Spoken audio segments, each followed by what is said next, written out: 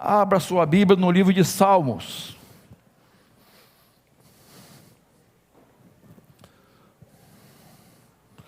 Bom, já posso tirar a máscara, né?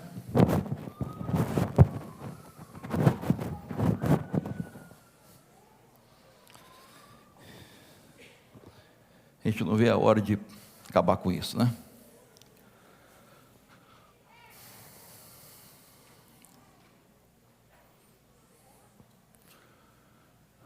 Muito bom estarmos juntos para adoração e louvor ao nosso Deus, ter a sua assistência também, lá da sua casa, de outros lugares que você está nos acompanhando. E nós temos falado nesses últimos cultos sobre batalha espiritual. E hoje de manhã nós falamos de um revestimento que vem de Deus, que se chama armadura de Deus, para vencermos essa batalha espiritual, para permanecermos firmes, como vimos hoje de manhã. E o Salmo 91, queridos, é um salmo de combate. O salmo que é um brado de guerra, é um grito de vitória, que você conhece muito bem. E nós vamos ler juntos esses primeiros 4 versículos a princípio. Vamos ler juntos então? Vamos lá. Que habita no esconderijo do Altíssimo e descansa à sombra do Onipotente, diz ao Senhor: Tu és o meu refúgio e a minha fortaleza, o meu Deus em quem confio. Pois Ele livrará você do laço do passarinheiro e da peste perniciosa. Ele o cobrirá com as suas penas e sob as suas asas você estará seguro. A sua verdade é proteção e escudo. Vamos lá? Acabou? Faltou um ainda, né? Não, é isso mesmo, 4, até 4. Depois a gente vai seguir. Outro dia eu estava vendo não estava vendo vídeo não, mas uma propaganda de eu acho que é vídeo mesmo, sei lá, falando assim: você veja o que vai acontecer na sua vida se você dormir ouvindo o Salmo 91. Isto é, você está dormindo e o Salmo sendo lido. Eu fiquei, peraí. A pessoa dormindo, ouvindo o Salmo, vai ver transformação, vai acontecer alguma coisa? Tá cheirando aquela ideia de botar o Salmo 91 aberto, né, a Bíblia aberta ali, para espantar um mal olhado, né, olho gordo, essas coisas assim que as pessoas pensam. Não é assim que a palavra de Deus funciona, queridos. A Bíblia é a palavra de Deus e poderosa. Nós vimos isso de manhã. Poderosíssima. Mas ela passa a ter poder na nossa vida quando ela é praticada. A gente lê, estuda, medita e pratica. E aí nós vamos ver, não é, esse poder, porque pela fé a gente crê naquela palavra e a põe em prática. Senão, meus irmãos, nada vai funcionar, né? Então, nós vamos ver neste salmo que o Senhor peleja por nós. Ele está conosco, Ele está ao nosso lado, Ele é a nossa proteção, nosso refúgio verdadeiro, a nossa segurança total. Por isso eu intitulei esse sermão Protegidos pelo El Shaddai. E daqui a pouquinho eu vou dizer porquê, né? Então, no Senhor nós temos a proteção total. Proteção total. Diante de tantas ameaças e perigos que nós sofremos, enfrentamos no dia a dia, e a maioria das coisas nós não vemos. É muito importante a gente entender isso, irmãos, que a maioria das ameaças que estão sobre nós, nós não as vemos, não percebemos. Então é muito importante, nós vemos, sentimos, né? Então sentimos na pele e enfrentamos, e naturalmente as pessoas, diante de tantas lutas e dificuldades, ficam ansiosas, preocupadas, pressionadas, apavoradas até. Você sabe muito bem disso, tem muita gente apavorada. E este salmo nos traz uma mensagem de fé, de esperança, de vitória. Nós vencemos todas essas ameaças. Deus vai nos guardar, Deus vai nos proteger. Então deixa a Bíblia aberta aí, ou acessada, nós vamos olhar esse salmo todo, tá? Então, por favor, examine aí a palavra de Deus. É importante você examinar a palavra de Deus, ver que o que está sendo dito está aí mesmo, tá? Então a primeira coisa que eu quero destacar aqui, irmãos, uma grande lição desse Salmo 91, que nós tanto conhecemos, ele nos ensina quem nos protege. A primeira mensagem deste salmo é quem nos protege. Verso 1, que nós já lemos, né? Aquele que habita no esconderijo do Altíssimo e descansa à sombra do Onipotente. Verso 2, diz ao Senhor: Tu és o meu refúgio e a minha fortaleza, o meu Deus em quem confio. A primeira coisa que o salmista faz, e há muitos escritores que atribuem a Moisés este salmo, tá? Não temos aqui exatamente certeza, mas a maioria dos escritores bíblicos dão a autoria desse salmo a Moisés. Então a primeira coisa que esse salmista faz é proclamar bem alto, preste atenção, bem alto o nome do Senhor. A primeira coisa que ele faz é falar, gritar, proclamar bem alto o nome de Deus. Ele então dá 4 títulos para Deus. Deus se revelou através de nomes, naquilo que ele fazia, para as pessoas o conhecerem. Por isso que Deus tem diversos nomes, é chamado por diversos nomes, porque ele se revelou através desses nomes. Então, uma tradução literal em relação ao nome de Deus aqui, nesses 2 versos, ficaria assim: olha, o que habita no esconderijo de Elion e descansa à sombra do El Shaddai, diz a Yahvé, meu refúgio, meu baluarte, Elohim meu, em quem confio. E é assim que está no original hebraico. 4 nomes nesses 2 versos para Deus.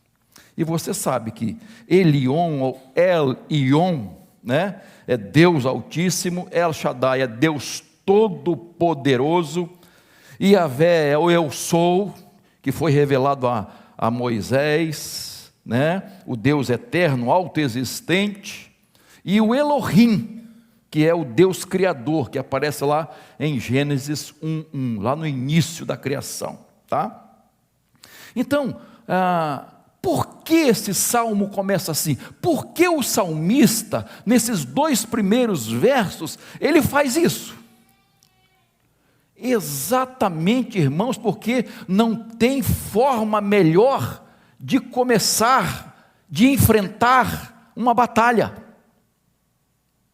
Citando o nome de Deus, é como se fosse um grito de guerra, queridos.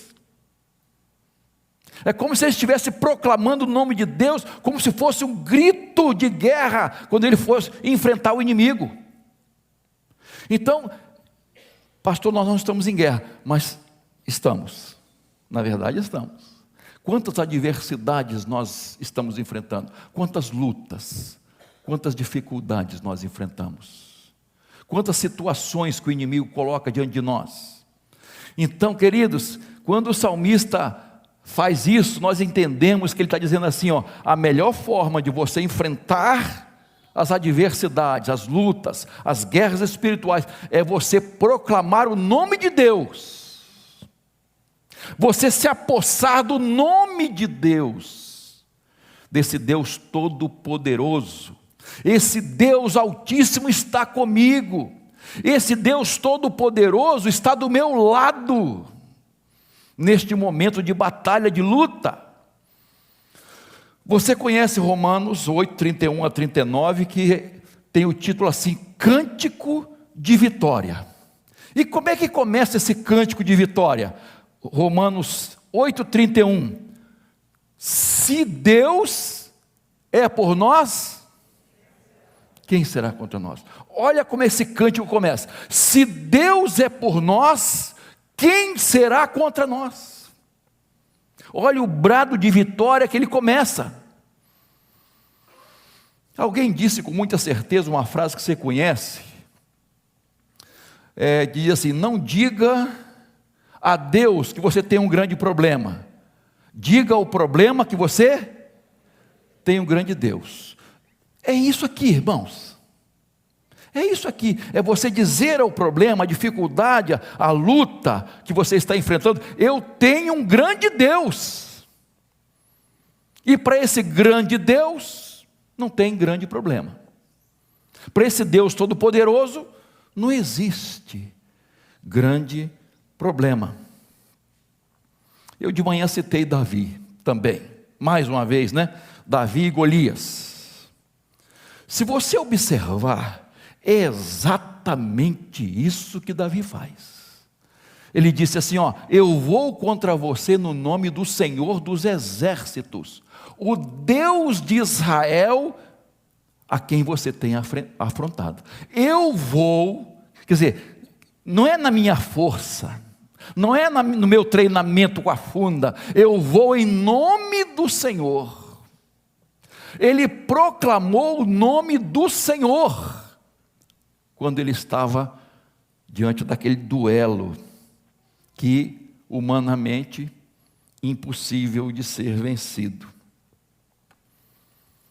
Aquele pequenino, aquele menino diante de um gigante, um gladiador. Eu imagino que Golias deve ter olhado para o pirralho e pensado assim, é impossível eu ser derrotado. Não há chance de ser derrotado nessa batalha. Eu aqui também imagino Davi pensando, ele, diante do Golias, ele diz assim, ele olha para Deus e diz, é impossível Deus ser derrotado. Visões diferentes. Um olha para Jesus, para o Senhor. Por isso, ele diz, eu vou contra você em nome do Senhor. Ele está comigo. E se Deus é por mim, quem vai resistir? Ninguém vai subsistir. É isso que Davi está falando, irmãos. E ele teve a vitória maravilhosa que você conhece. É assim que esse salmo começa, irmãos. Com esse brado de vitória, revelando que Deus está acima de todos, Deus está sobre todos e sob todos. O que é isso? Quer dizer que Deus nos protege, nos abriga e nos sustenta. É isso que está dizendo.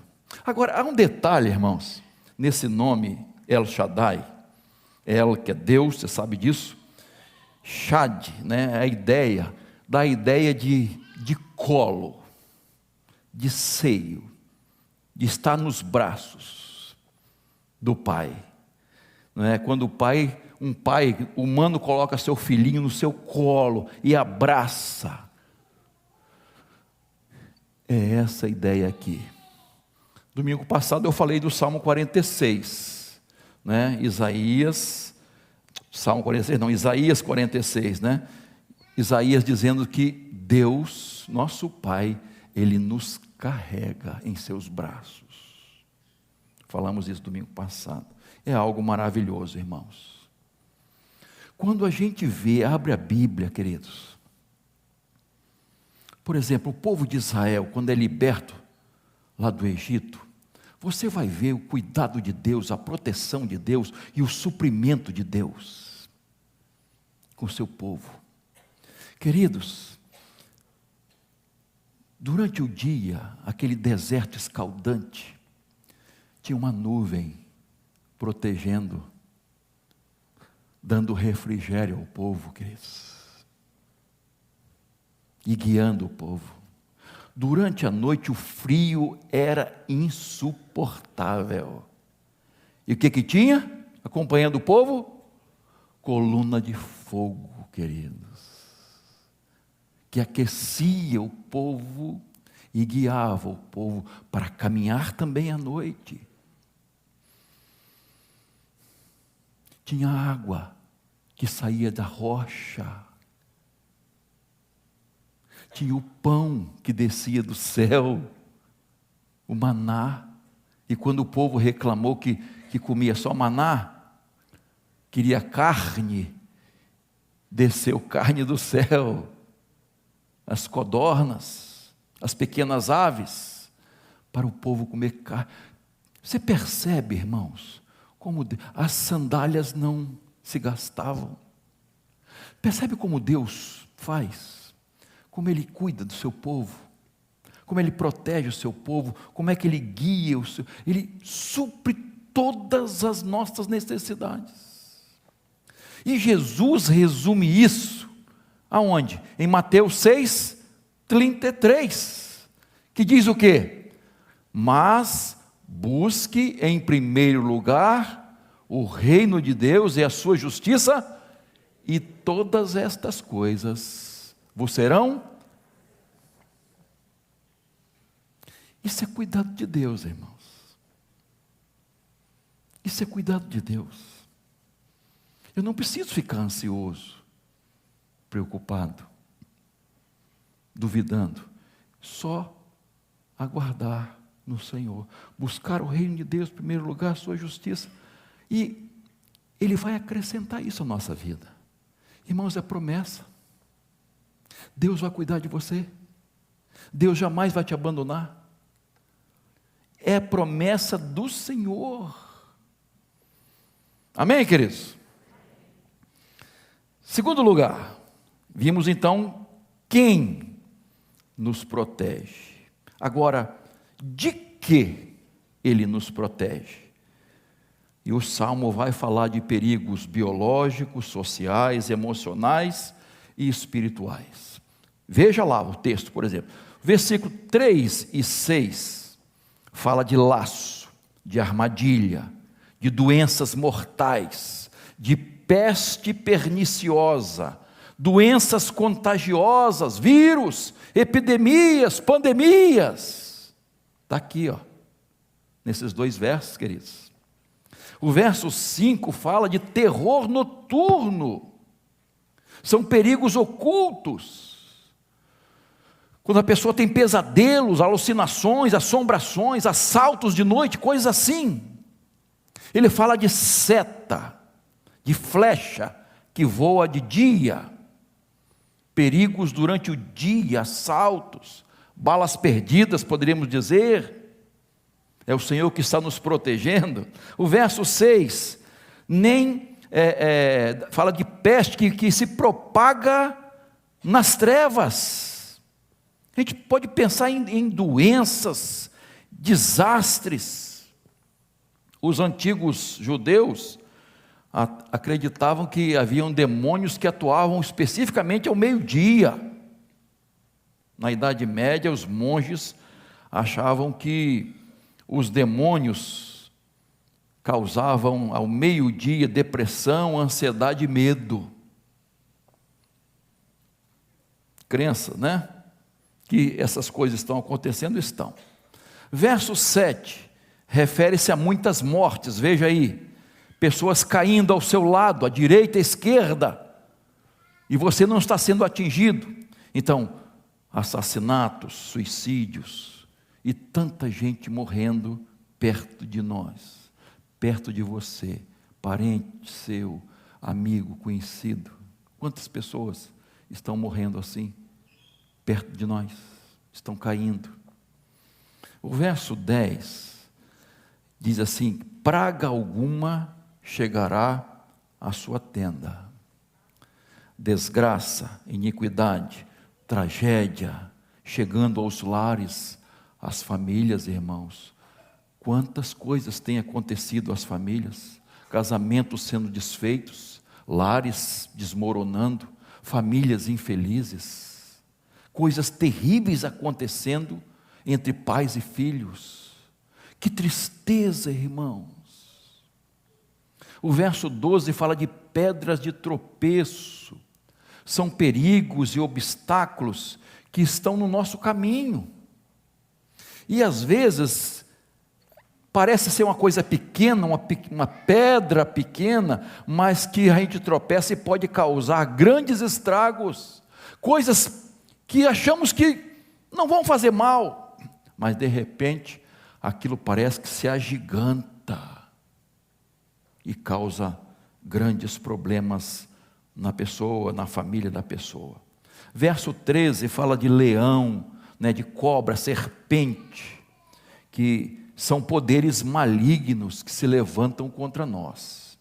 O verso 15 fala de angústias, veja aí, são as aflições da alma, das emoções, aquilo que falamos antes, a depressão, a ansiedade, medo, solidão, culpa, decepções que nós temos com pessoas, desânimo, tristezas profundas que invadem a nossa alma, luto que nos abate. A lista é grande, irmãos, a lista é grande, mas não podemos deixar de observar as promessas de Deus diante destes perigos. Há uma lista de perigos. Agora, observe os mesmos versículos, você vai ver como Deus age, tá?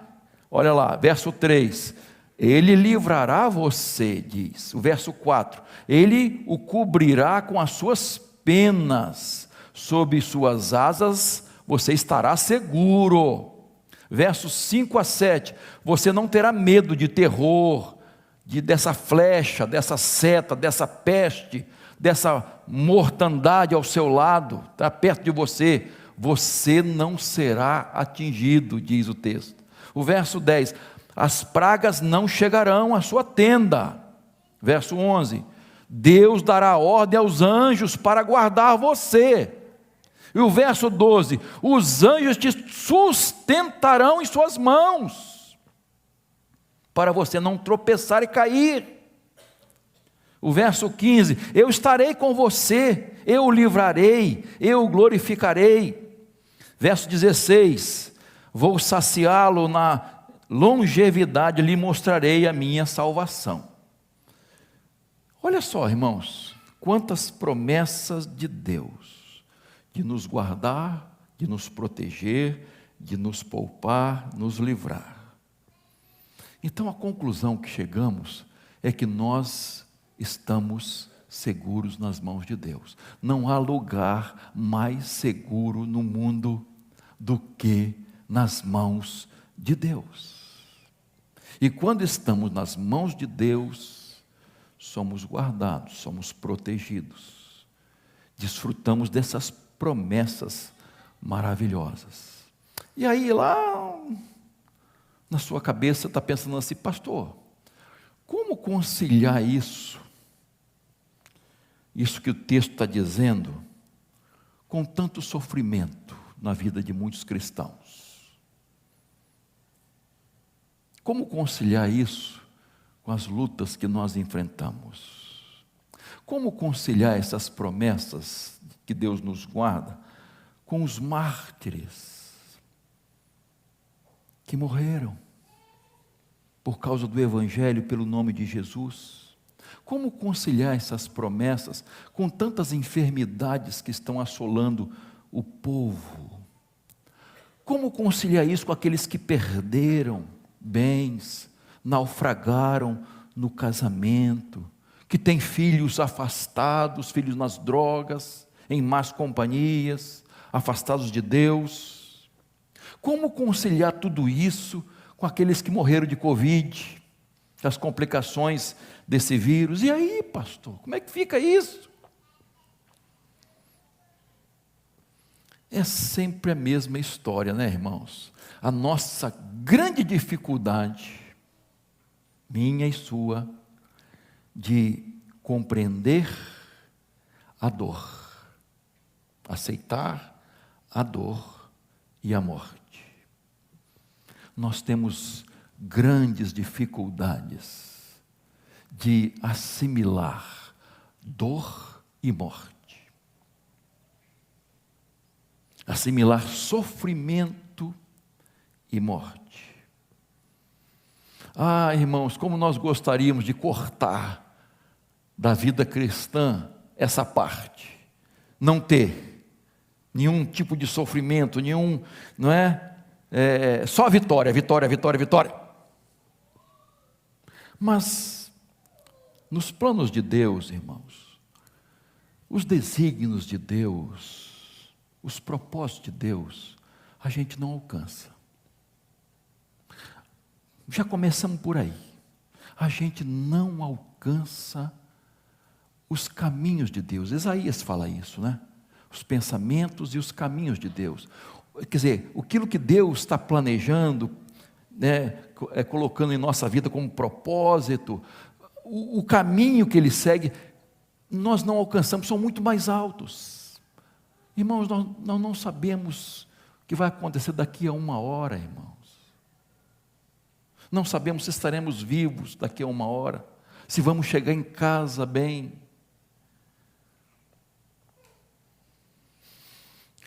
É muito difícil isso, queridos. Então, eu entendo que as promessas do Salmo 91 não foi só para o povo de Israel, para o povo da primeira aliança. Não, queridos.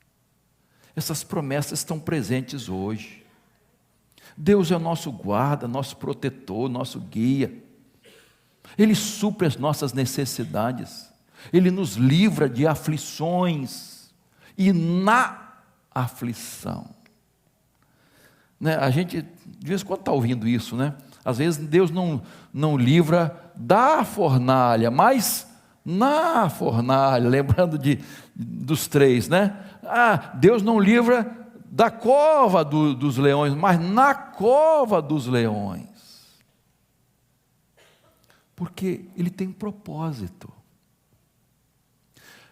Queridos, Deus não planeja nada de ruim para a gente. De Deus não pode vir nada ruim. Nenhuma desgraça pode vir de Deus. E Tiago fala isso na sua carta. Não pode vir nada ruim de Deus. Deus é bom na sua essência, Ele é amor. Mas Deus permite. Por que Deus permite? Porque Ele está vendo o amanhã. Porque, de alguma forma, Ele vai usar isso para o seu bem, para te abençoar. Deus, irmãos, às vezes nós sofremos porque Deus nos livrou de coisas piores, e nós não conseguimos enxergar, e nós reclamamos e murmuramos, mas foi um livramento de Deus. E se não fosse daquela forma, nós não seríamos poupados. Porque nós somos limitados. Irmãos, olhem a vida dos grandes homens de Deus. Olhem, vamos estudar, vamos ver. Irmãos, como essa mensagem é forte, mas eu sei que muitos pregadores querem deixar isso de lado. Não dá ibope, não dá assistência, não enche igreja. A gente gosta só de Hebreus do início, das maravilhas, mas do finalzinho de Hebreus 11, né? Hebreus 11, que é os heróis da fé, a gente gosta daquele início, mas o final fala dos que sofreram e morreram pela fé, queridos. E os mesmos deram testemunho, e se Deus quiser eu vou falar isso quarta-feira que vem. Então, deram testemunho de fé, aqueles que realizaram obras maravilhosas, né? Deus realizou através deles, e aqueles que sofreram e morreram pela fé, deram testemunho.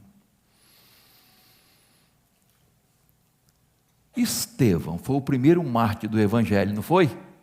Morreu com uma espada, foi? Apedrejado.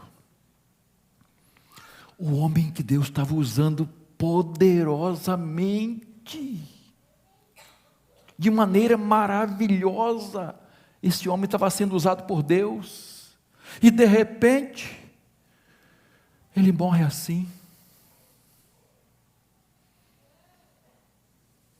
Mas quem estava ali liderando o apedrejamento?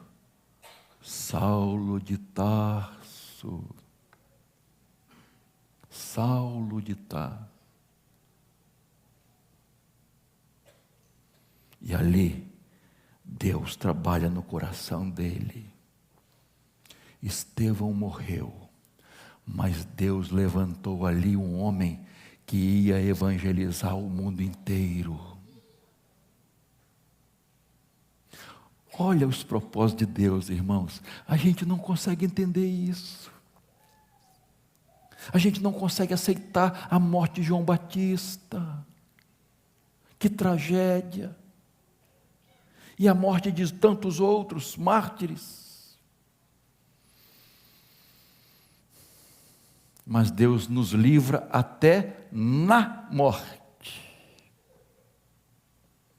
Até na morte. Porque Deus é Deus. E quando nós olhamos para Jesus, o Calvário é a grande prova que Deus nos dá, a grande prova que Deus nos dá de que o sofrimento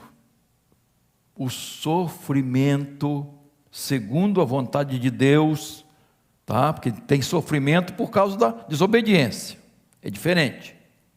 O sofrimento segundo a vontade de Deus sempre conduz em glória. Sempre conduz à glória. Então, às vezes a gente não entende, mas primeiro vem a cruz, depois a coroa. Deus reserva a coroa. Mas que dificuldade da gente entender isso, né, irmãos? Porque nós vemos o quê? O aqui e o agora. Nós olhamos para nós. Nem pensamos na pessoa que morreu, que foi premiada. Nós pensamos em nós mesmos. Nós estamos sofrendo. Um grande exemplo disso, só para encerrar essa parte, é a experiência de Marta e Maria, com Lázaro, né? Vocês conhecem muito bem, todo mundo conhece essa história, tem músicas aí falando disso, não é? Uma família querida de Jesus, que abrigava Jesus, recepcionava Jesus, eram amigos, amados, e ele então adoece, gravemente. Jesus recebe o recado: ó, aquele amigo do Senhor, que o Senhor ama, que te ama, está doente. Em outras palavras, as irmãs estão chamando o Senhor urgentemente lá. E Jesus recebeu o recado, mas não foi. Não foi. Puxa, que desfeita de Jesus. Nem para o sepultamento ele foi. Caramba, Jesus não apareceu nem para enterrar. E aí Jesus chega lá, 4 dias, que já estava sepultado. E qual foi a palavra de Marta e depois de Maria? Se o Senhor estivesse aqui, meu irmão não teria morrido. Olha a expectativa delas. Olha a expectativa das duas irmãs. Jesus vai resolver esse problema aqui agora. Mas olha a palavra de Jesus: eu não disse a vocês, se vocês crerem, vocês verão a glória de Deus?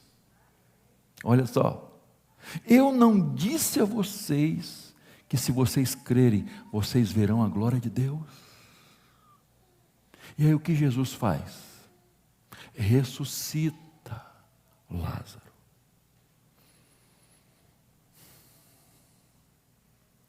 Elas queriam uma bênção, Deus tinha uma bênção maior, além do que elas podiam imaginar e pedir.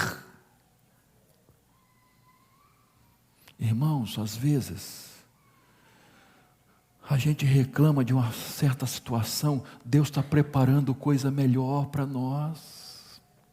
Deus está preparando algo melhor para você, meu irmão, minha irmã. Confie no Senhor. Confie no Senhor, essas bênçãos são para você. Ele vai atender na hora certa e da forma certa. Maria e Marta não foram atendidas, e até o Lázaro, enquanto estava com vida, né? No momento que eles queriam, na hora que eles queriam e da forma que eles queriam. Jesus fez diferente, em hora diferente. Então, meu irmão, minha irmã, encare o sofrimento, as lutas, dificuldades. Deus está trabalhando. Deus tem algo profundo contigo. Tem alguém que canta isso, não é? Não tem? Quem é? Lázaro? Asaf também? Deus tem algo profundo contigo. Então, fique firme. Mas o Salmo vai dizer agora, tá? Exatamente quais são as pessoas que ele protege. Nós vimos o quê? Quem nos protege, de que nos protege, e agora o Salmo vai dizer quem ele protege. Então vamos lá. Para quem são essas promessas? Quem são os destinatários dessas promessas? Verso 1, o que diz? Aquele que habita no esconderijo do Altíssimo, descansa à sombra do Onipotente. Está falando de comunhão com Deus, irmãos, de permanecer em Cristo, de viver com Deus, de perseverar. Verso 2, aquele que diz ao Senhor, tu és o meu refúgio, minha fortaleza, o meu Deus em quem confio. Olha só. Verso 4, aquele que tem a verdade como proteção e escudo. Verso 9, aquele que fez do Altíssimo seu refúgio e abrigo, a sua morada. Verso 14, aquele que se apegou a Deus com amor e conhece o nome de Deus. Esse conhecer aqui é profundo, é de experiência com o Senhor. O verso 18, aquele que invoca o Senhor e recebe a resposta. E o verso 16, o salmo termina com duas promessas. Olha só, saciar com longevidade, vida longa e feliz. É a ideia de vida abundante, vida plena. E, em segundo lugar, a salvação de Deus, que envolve livramentos, lógico, e também entendemos de vida eterna com Deus. Quer dizer, muito mais daquilo que podemos pedir, imaginar, pensar, Deus nos dá, algo tremendo demais. Resumindo, irmãos, para quem são essas bênçãos? A quem essas promessas pertencem? Aquele que abriu seu coração para Deus, aquele que quer caminhar com Jesus, aquele que faz do Senhor o seu esconderijo, o do Altíssimo o seu esconderijo, e descansa pela fé em Deus, que ama a verdade de Deus, que se entrega totalmente a Deus, e recebe os livramentos e a salvação de Deus. Aqueles que confiam no Senhor, que tem Jesus como Senhor e Salvador, que creem realmente em Deus. Agora observa mais detalhadamente o verso 2, por favor. Verso 2.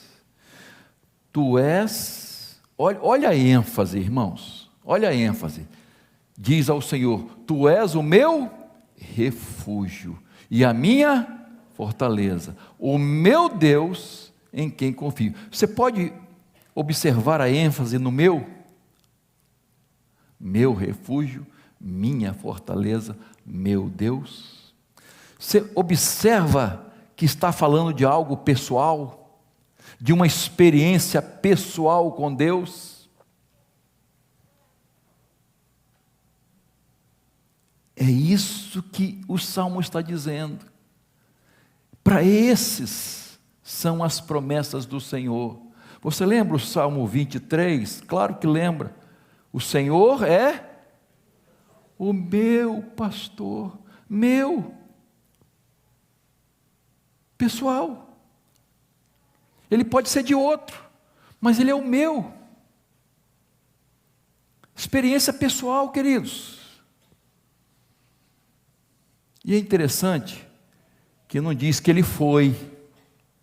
Tem muita gente que fala assim: ele foi, ou então vai ser. Ele é. Ele é presente. Ele é o meu pastor. Você pode dizer isso? Jesus é o meu pastor. Eu sou ovelha de Jesus. Ele me guia, Ele me protege, Ele me supre, Ele me guarda. Ele cura minhas feridas, Ele restaura a minha vida. Queridos, assim é o Salmo 23. A proteção do El Shaddai, do Deus Todo-Poderoso, que é oferecida a você, se você quiser o seu refúgio, a sua fortaleza, se você fizer dele o seu Deus, o seu Salvador, o seu Senhor. Essas promessas serão para você. É isso que esse salmo está dizendo. Resumindo, 3 mensagens do Salmo 91. Primeira, quem nos protege? Elion, El Shaddai, Yahvé, Elohim, o Deus Altíssimo, o Deus Todo-Poderoso, o Eu Sou, o Eterno, o Autoexistente, o Criador. De que Ele nos protege? De perigos biológicos, sociais, emocionais, espirituais. E a maioria deles nós nem percebemos. Quem Ele protege? Exatamente o que acabamos de dizer.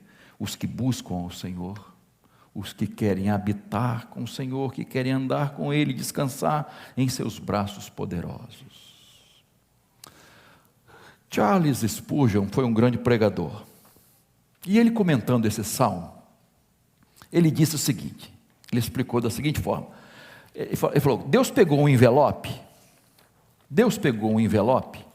como se pegasse assim, e colocou todas essas promessas dentro, colocou dentro do envelope, e aí, ele assinou como remetente, eu estou enviando, meu nome, Deus, Senhor, Todo-Poderoso, Altíssimo. E o destinatário? Ele deixou em branco. Ele deixou em branco. Se você quiser, você coloca seu nome. Se você decidir, você coloca seu nome do destinatário. Para isso ser para você. Para todas estas bênçãos, proteção, cuidado, suprimento, ser para você. E essa mensagem é para você. Mas a decisão é sua. É sua. Porque Deus já decidiu. Deus sempre toma iniciativa, irmãos. Jesus veio ao mundo. Deus sempre toma a iniciativa e nos oferece vida, paz, vida abundante, perdão, salvação, vida eterna. Ele nos oferece, mas a decisão é sua, é minha, pela fé. Curve sua cabeça, por favor.